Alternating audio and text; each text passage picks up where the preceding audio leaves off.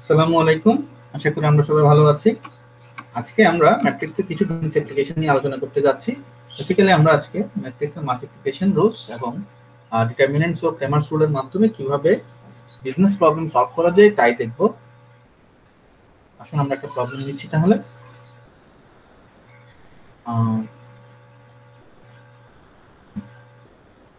A manufacturer produces three products A, B, and C that he sells in the market, and one sales volumes are indicated as follows. তিনজন একটা producer, একটা marketer বা একটা manufacturer তিন ধরনের product তৈরি করেন এ, বি এবং সি, যেগুলো কিনা উনি মার্কেট 1 এবং মার্কেট 2 তে সেল করেন। আমাদেরকে প্রশ্নের মধ্যে সেলিং প্রাইস দেওয়া আছে এ, বি এবং সি এর জন্য ইন্ডিভিজুয়ালি রেসপেক্টিভলি 2.25, 1.50 এবং টাকা 1.25 দেওয়া আছে। আমাকে বলেছে প্রতিটা মার্কেটের জন্য টোটাল রেভিনিউটা বের করে নিতে। একইভাবে আমাকে ইউনিট কস্ট দেওয়া আছে, অর্থাৎ কস্ট অফ প্রোডাকশন দেওয়া আছে বা কস্ট অফ প্রোডাকশন বা কস্ট অফ প্রিপারেশন, যেটা দেওয়া আছে আমাকে 1.60, 1.20 এবং 0.90 ইন্ডিভিজুয়ালি প্রতিটা প্রোডাক্টের জন্য। একইভাবে তাহলে আমরা দুটো মার্কেটের জন্য আলাদা করে টোটাল কস্ট বের করে নিতে হবে। মার্কেট 1 এর জন্য তিনটা প্রোডাক্টের টোটাল কস্ট কত পড়েছে এবং মার্কেট 2 এর জন্য তিনটা প্রোডাক্টের এগেইনস্টে টোটাল কস্ট কত পড়েছে তাও বের করে নিতে হবে। ফাইনালি আমাকে গ্রস প্রফিটটা বের করতে বলেছে ম্যাট্রিক্সের সাহায্যে। তো আমাকে এখানে তিনটা কাজ করতে হবে। প্রথমে আমাকে ইন্ডিভিজুয়ালি মার্কেট দুটোর জন্য টোটাল সেলিং প্রাইসের মান, সেলিং প্রাইস গুলো ব্যবহার করে সেলিং প্রাইসকে ইউনিট দিয়ে মাল্টিপ্লাই করে টোটাল কস্ট, টোটাল রেভিনিউ বের করে নিতে হবে। এবং পরের ধাপে আমাকে পার ইউনিট প্রোডাকশন কস্ট দিয়ে টোটাল ইউনিটকে মাল্টিপ্লাই করে টোটাল কস্ট বের করে নিতে হবে। তারপরে আমরা টোটাল রেভিনিউ এবং টোটাল কস্টের ডিফারেন্স থেকে গ্রস প্রফিটটা বের করে নিতে পারি। আসুন আমরা ফার্স্ট স্টেজে যাই, ফার্স্ট স্টেপে যাই। প্রথমে আমরা কি করব, ম্যাট্রিক্সগুলোকে সাজিয়ে নিব। যেমন আমরা কি করেছি, পার ইউনিট কস্ট যেটা ছিল সেটাকে আমরা 1/3 ম্যাট্রিক্স আকারে সাজিয়ে নিলাম। এরপরে যেটা আমাদের মার্কেট 1 এবং মার্কেট 2 ছিল তাকে আমরা ভার্টিক্যালি সাজিয়ে নিলাম। এটা এই জন্যই করলাম যাতে করে আমরা ম্যাট্রিক্স মাল্টিপ্লিকেশনটা করতে পারি। আমরা জানি ম্যাট্রিক্স মাল্টিপ্লিকেশনের শর্ত হলো প্রথম ম্যাট্রিক্সের কলাম সংখ্যাকে অবশ্যই দ্বিতীয় ম্যাট্রিক্সের রো সংখ্যার সমান হতে হবে। যেমন আমরা যদি এটাকে প্রথমে লিখতাম, পরে আমরা এই ম্যাট্রিক্সটাকে এদিকে লিখতাম, এই পাশে লিখতাম, তাহলে কিন্তু আমরা মাল্টিপ্লাই করতে পারতাম না।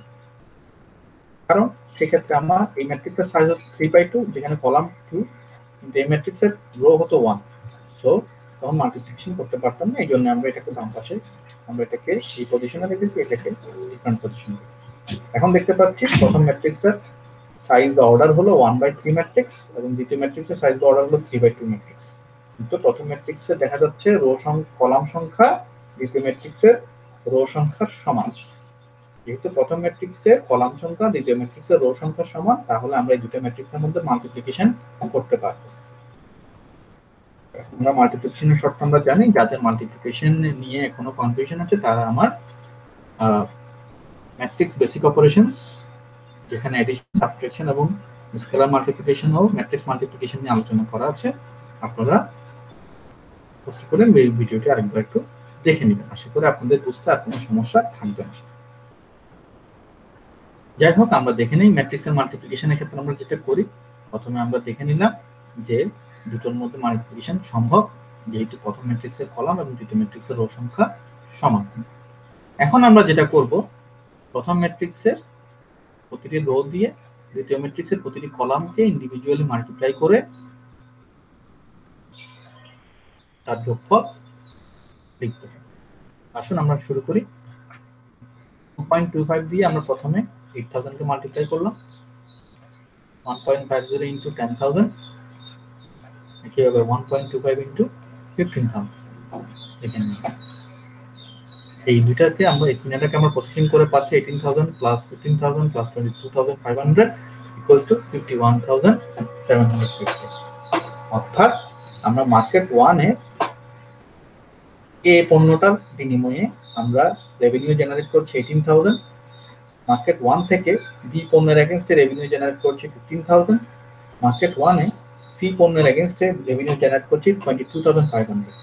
এবং এ, বি এবং সি এর ইন্ডিভিজুয়াল রেভিনিউকে যখন আমরা অ্যাড করে নিচ্ছি তখন আমরা পাচ্ছি টোটাল রেভিনিউ 51,750, অর্থাৎ মার্কেট 1 থেকে আমার প্রাপ্ত টোটাল রেভিনিউ হলো 51,750 টাকা। একইভাবে আমরা মার্কেট 2 এর জন্য এখন ক্যালকুলেশন করে নেই। আমরা এখন রো দিয়ে সেকেন্ড কলামকে মাল্টিপ্লাই করব। 2.25 ইনটু 10,000, 1.50 ইনটু 1.5 ইনটু 2,000, 1.25 ইনটু 20,000।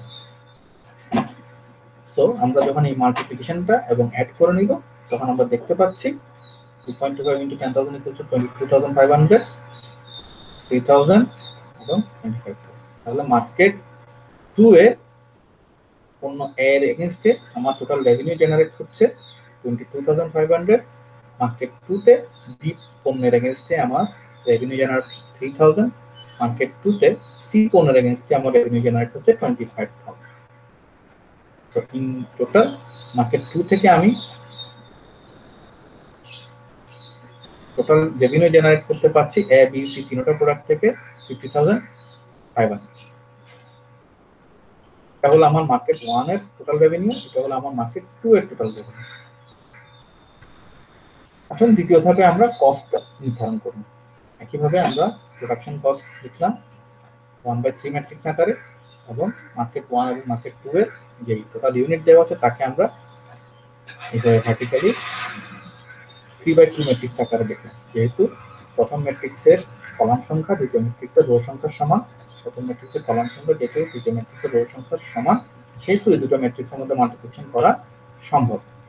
আমরা করে নিচ্ছি 1.60 ইনটু 8,000, 10,000 এবং 3,000। কিভাবে আগের মতো করে নিলাম 1.6 ইনটু 8, 1.2 ইনটু 10,000, 0.90 ইনটু 15,000। এইভাবে 1.6 ইনটু 10,000, 1.20 ইনটু 2,000, 0.90 ইনটু 20,000। তো একইভাবে আমরা এখান থেকে যদি যোগ করে নিই তো আমরা কি পাচ্ছি, এখানে মার্কেট 1 থেকে আমরা পাচ্ছি total cost against product A B and C। আমরা মার্কেট 1 এর টোটাল কস্ট হচ্ছে 12,800 প্রোডাক্ট A এর জন্য, প্রোডাক্ট B এর জন্য হলো 12,000, প্রোডাক্ট C এর জন্য 13,500। তিনটাকে যোগ করলে আমরা মার্কেট 1 এর এগেইনস্টে মার্কেট 1 এ প্রোডাক্ট A B এবং C এর কম্বাইন্ড টোটাল কস্ট পাচ্ছি 38,300 টাকা। এইভাবে মার্কেট 2 থেকে আমরা দেখতে পাচ্ছি প্রোডাক্ট A এর এগেইনস্টে আমার টোটাল কস্ট ইনকার্ড হয়েছে 16,000, প্রোডাক্ট B এর জন্য 2,400 বা 2,400 টাকা, প্রোডাক্ট C এর জন্য 18,000 টাকা। একসাথে করলে আমরা পাচ্ছি 36,400 টাকা। তাহলে আমরা সাম আপ করলে দেখতে পাচ্ছি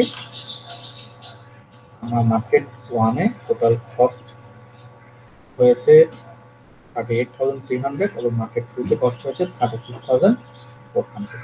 এখন আমার আলটিমেট রিকোয়ারমেন্ট হলো গ্রস প্রফিটটা বের করা। এই জন্য আমি বললাম রিকোয়ার্ড গ্রস প্রফিটের তোমরা ফর্মুলা হলো total revenue minus total cost. আমি দেখেছি মার্কেট 1 এর আমার টোটাল রেভিনিউ ছিল 51,750 প্লাস 50,500। একইভাবে মার্কেট 1 এবং 2 এর টোটাল কস্ট হলো 38,300 প্লাস 36,400। সো এই দুটাকে অ্যাড করে নিলাম 1,02,250, এটা কিনা গ্রস টোটাল রেভিনিউ আর এটা হলো gross total cost. So total revenue থেকে টোটাল কস্ট বাদ দিলে আমরা পাচ্ছি গ্রস প্রফিট। তাহলে আমরা দেখতে পাচ্ছি আমাদের ফলাফল হলো দুটো মার্কেট থেকে আমাদের এই পণ্যগুলো সেল করার পরে আমাদের গ্রস প্রফিট হবে 27,550 টাকা। আশা করি আমরা এইভাবে মাল্টিপ্লিকেশনের মাধ্যমে ম্যাট্রিক্স মাল্টিপ্লিকেশনের মাধ্যমে এই যাবতীয় এই ধরনের যে প্রবলেমগুলো থাকে তা সলভ করতে পারবো। আমরা এখন আরেকটা রুলসে যাব, আরেকটা নিয়ম দেখবো আমরা, সেখানে আমরা ম্যাট্রিক্সের ডিটারমিনেন্ট এবং ক্রেমার্স রুল ব্যবহার করব।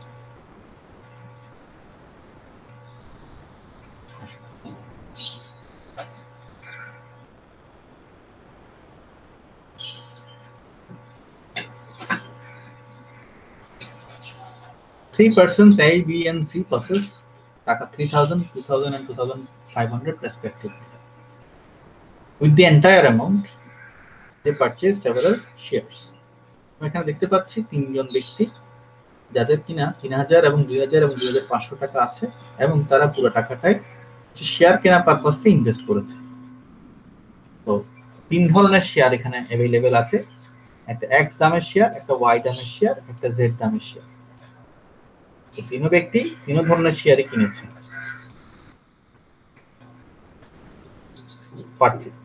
এ এক্স টাইপের শেয়ার থেকে 5টি, ওয়াই থেকে 3টি, জেড থেকে 4টি শেয়ার কিনেছে। সিমিলারলি বি এক্স থেকে 3টি, এক্স দামের 3টি, ওয়াই দামের 4টি, জেড দামের 2টি শেয়ার কিনেছে।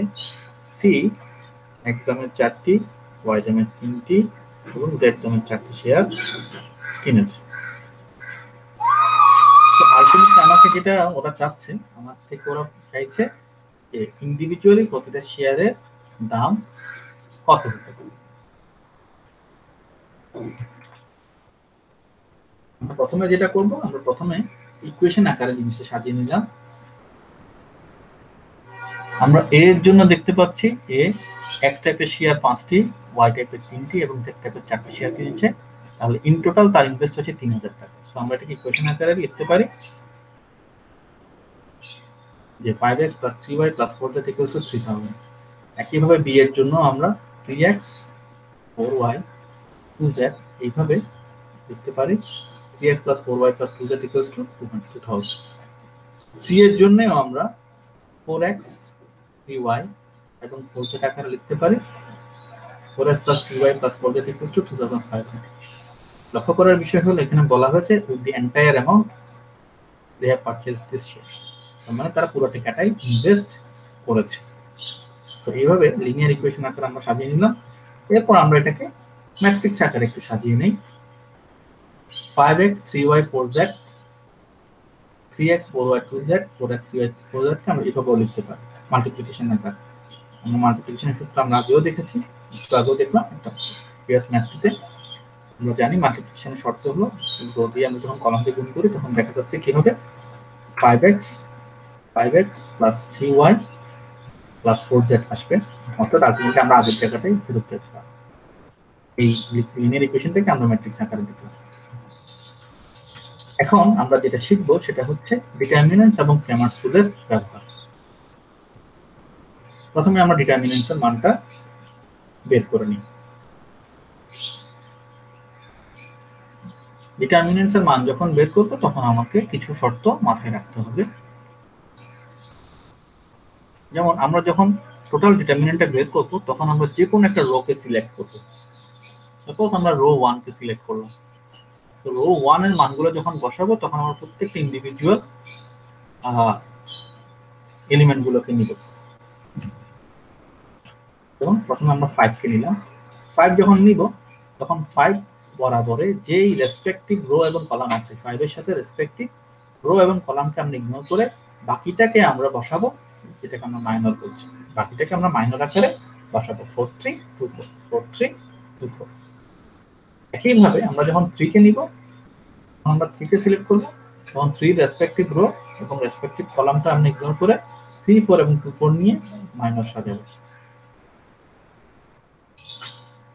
এরপরে রো 1 এর মধ্যে যেটা জাস্ট এলিমেন্ট আছে 4, তখন তাকে যখন নিব তারও রেসপেক্টিভ রো এবং কলামকে ইগনোর করে 3 4 4 3 বসিয়ে নিব। এইভাবে আমরা ডিটারমিনেন্ট বের করার জন্য প্রথমে মাইনর আকারে পুরো ম্যাট্রিক্সটাকে পুরো ডিটারমিনেন্টের জন্য সাজিয়ে নিব।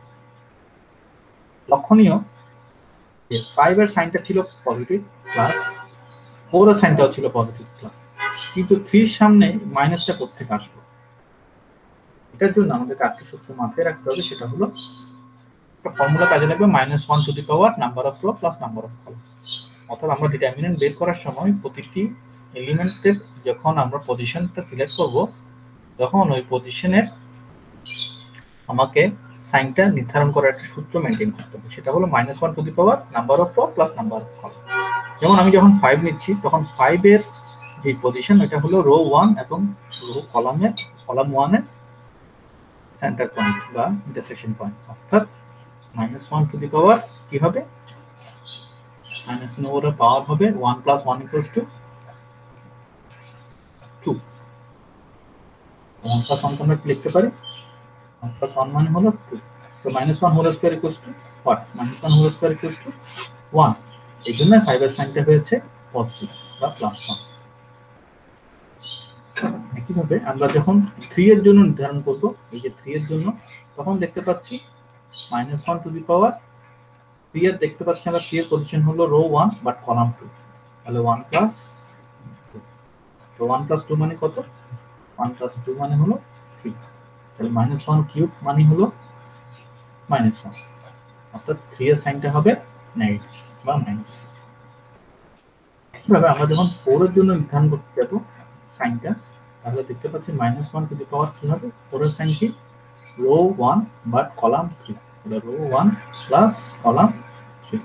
So 1 plus 3 equals to 4।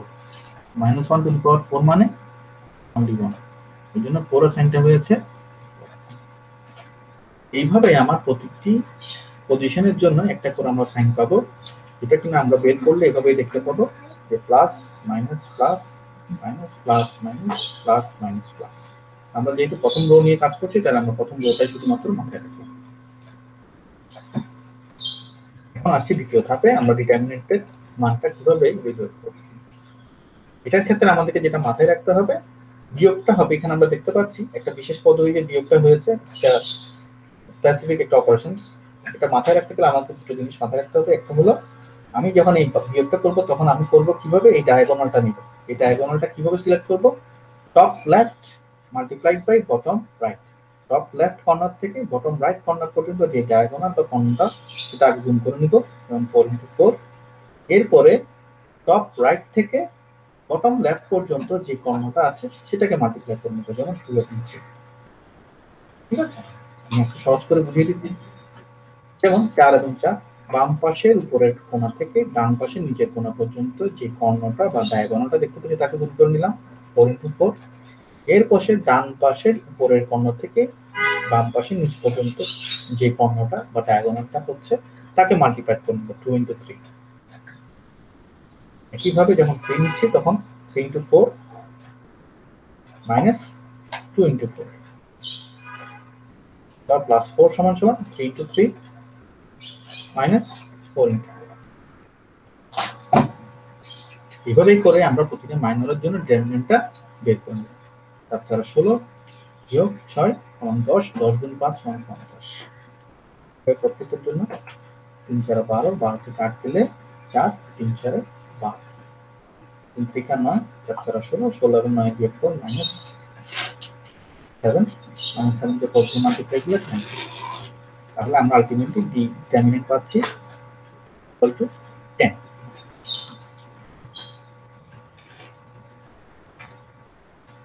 প্রথমে আমরা ডিটারমিনেন্ট পুরোটার জন্য, পুরো ম্যাট্রিক্স, এই ম্যাট্রিক্সের জন্য ডিটারমিনেন্টটা বের করে নেব। এরপর আমাকে ইন্ডিভিজুয়ালি x, dx, dy এবং dz বের করতে হবে। x এবং y এবং z এর জন্য আলাদা করে ডিটারমিনেন্ট বের করতে হবে। তো যখন আমরা এই x এর জন্য ডিটারমিনেন্টটা বের করতে যাব, তখন আমি এই x বরাবর যে কোএফিশিয়েন্টটা থাকবে, যেমন x এর কোএফিশিয়েন্ট ছিল 5, 3 এবং 4, এই 5, 3 এবং 4 কে আমরা রিপ্লেস করব এই 3000, 2000 এবং 2500 দিয়ে। এই যে দেখতে পাচ্ছি, এবং আমরা dy এর সমান y এর কোএফিশিয়েন্টগুলোকে রিপ্লেস করব এভাবে, এবং z এর সমান z বরাবর যে কোএফিশিয়েন্টগুলো ছিল তাকে রিপ্লেস করব কনস্ট্যান্ট। আমরা একটা একটা করে আমরা রিপ্লেস করে নিলাম x এর বরাবর যে কোএফিশিয়েন্টগুলো, তার 3000, 2000 এবং 2500 দিয়ে আমরা রিপ্লেস করব। রিপ্লেস করার পরে একইভাবে যখন ডিটারমিনেন্ট বের করব, তখন প্রথম রোটা সিলেক্ট করলাম, প্রথম রোটা নিলাম, এবং প্রথম রোটাতে আমরা জানি 3000 এর সাইন পজিটিভ হবে, 3 এর সাইন নেগেটিভ হবে, 4 এর সাইন পজিটিভ হবে। কিভাবে হবে তা আমরা একটু আগে ব্যাখ্যাতে দেখেছি। কিভাবে হবে সেটা এই যে এখানে যেভাবে হয়েছিল, positive plus minus plus plus minus plus সেটা। তাহলে আমরা যখন 3000 লিখছি তখন 3000 এর রেসপেক্টিভ রো কলাম ইগনোর করে 4 3 2 4 বসবে। যখন আমরা 3 নিচ্ছি, 3 এর রেসপেক্টিভ রো কলাম ইগনোর করে অমিট করে 2000 2500 2 4 বসিয়ে দেব। সিমিলারলি যখন 4 নিব, 4 এর রেসপেক্টিভ রো এবং কলাম অমিট করব, 2000 2500 4 এবং 4 এবং বসিয়ে দেব। এরপর আমরা মাল্টিপ্লিকেশন আমরা জানি, 4 into 4 minus 2 into 3. 2000 into 4 minus 2 into 2500. 2000 into 3 minus 4 into 2500. এইভাবে আমরা ক্যালকুলেশন করে গুণ যোগ এবং বিয়োগ করে দেখতে পাচ্ছি dx সমান আসছে 5000। এইভাবে আমরা dy এবং dz বের করে নিব বা দেখে নিচ্ছি। dy করার সময় আমরা y এর যে কোএফিশিয়েন্ট গুলো তা রিপ্লেস করে নিলাম।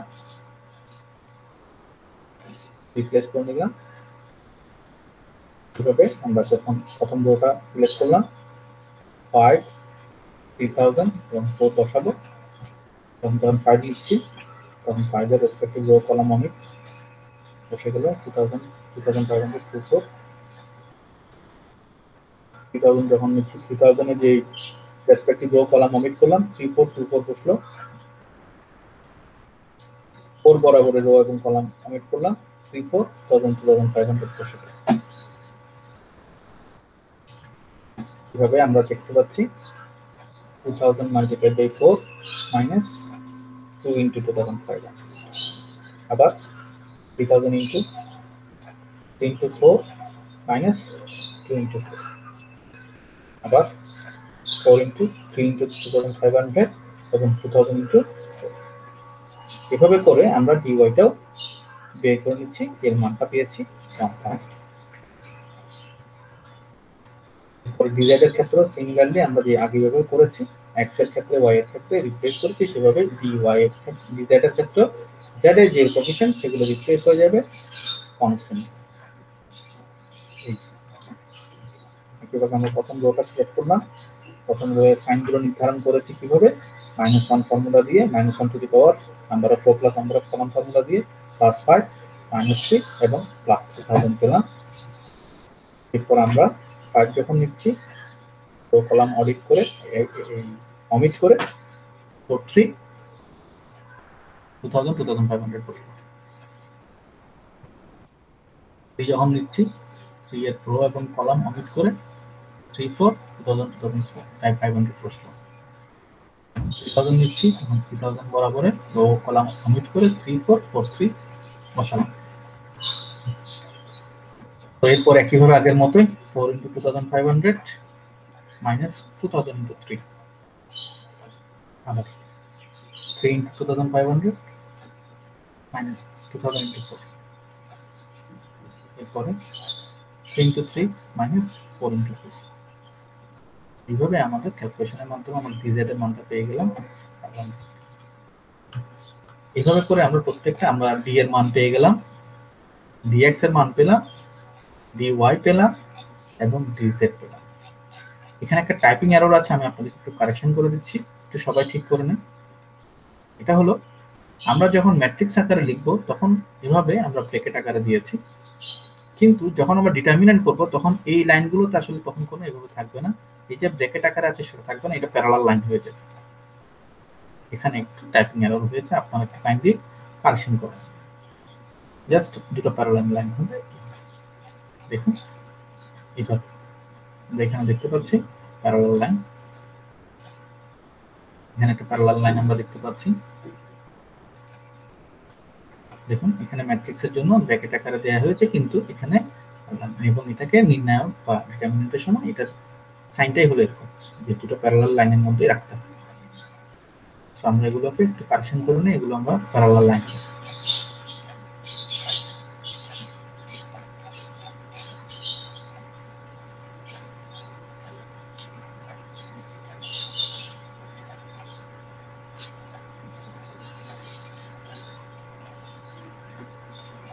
বাকিটা ঠিক আছে, বাকিটা শুধু গুণের সম্পর্ক। তো এইভাবে আমরা দেখতে পাচ্ছি আমরা 10 5000 1000 এবং 500 পেয়েছি। এখন আমাদের ক্রেমার্স রুল অনুযায়ী আমরা জানি x ডিভাইড বাই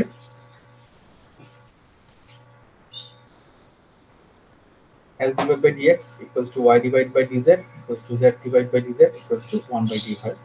এখান থেকে আমরা ইন্ডিভিজুয়ালি x y এবং z এর মান বের করতে পারবো এই ফর্মুলা দিয়ে। আমরা এখন dx বরাবর 5000 বসালাম, dy 1000, dz 500 এবং প্রত্যেকটিকেই টোটাল ডিটারমিনেন্ট যেটা ডি ছিল 10 দিয়ে ডিভাইড করে আমরা 500, 100 এবং 50 পেয়েছি।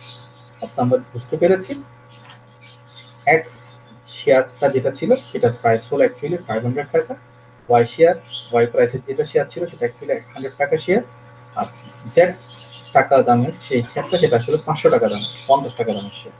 সো এ বি এবং সি প্রত্যেকেই টাকা 500, টাকা 100 এবং টাকা 50 দামের শেয়ার খরিদ করেছিল। এইভাবে আমরা ম্যাট্রিক্সের যতগুলো আপনার লিনিয়ার ইকুয়েশন জাতীয় বিজনেস প্রবলেম আছে তা আশা করি সবাই সুন্দরভাবে সলভ করতে পারবে। আশা করি আপনারা এই ক্লাসটি থেকে উপকৃত হয়েছেন। সবাই ভালো থাকবেন, সুস্থ থাকবেন, সবাইকে অনেক অনেক ধন্যবাদ। আসসালামু আলাইকুম রহমতুল্লাহ।